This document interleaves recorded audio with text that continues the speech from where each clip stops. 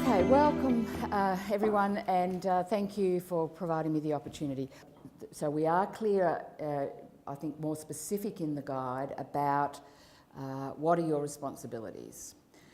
It depends a little bit on how you are choosing the strategies that you have with the resources you have in your plan. You have a choice of strategies.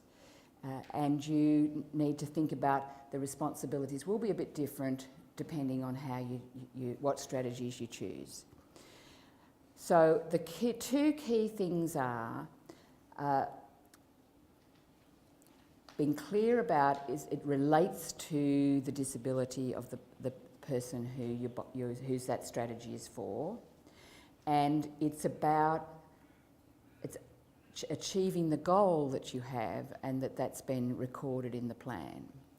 Now, that doesn't mean that what you've chosen will be recorded in the plan, because that's a decision that's been, the plan allocates the resources that have been determined to be reasonable and necessary. And then you take that plan and I absolutely will say right up front, actually it was one of the things that didn't quite go on the list, but I'm sure that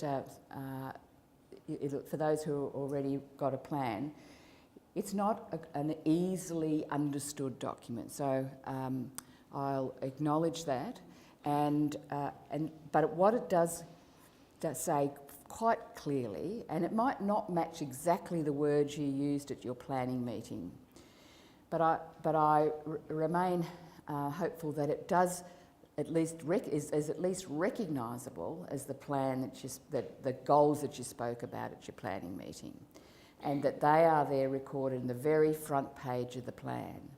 So when you're thinking about your strategies to achieve those goals, those are the goals that you really need to say, if I'm doing this, can I explain at a point in time, but I'll come back to, so it's not something you need to ask about at the time that you're implementing your plan, but that you think through, is it something that is related to the person's disability, and that if they didn't have the disability they wouldn't need this thing, or the strategy wouldn't be appropriate. And is it working towards achieving the goal that I have and is recorded in my plan? They are the two really key questions about is it okay? There are a couple of others that are important, but I think people are pretty familiar. It can't be illegal. That's sort of pretty obvious.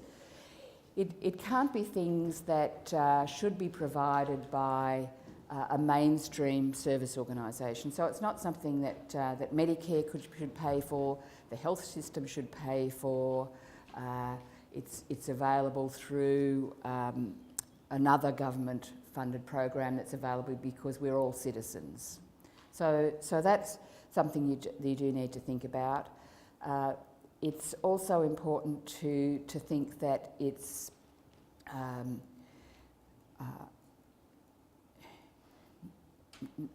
about paying family members. That's the other key one that often comes up. So the logic around that is very strong and is very similar to all the state government systems that we had before we had NDIS. Is that family relationships need to be focused on being family members and not being challenged and made a different relationship by being paid. So that's important that the funds self-management certainly it's still very clear that you can't pay family members. So that's a really important one when it comes to doing the right thing. So there's what can I buy with my support? I think, and the feedback we've had from a number of groups like Belonging Matters is that's the page in the guide that people have found the most useful and reassuring. So that's one that I'll particularly draw your attention to. you.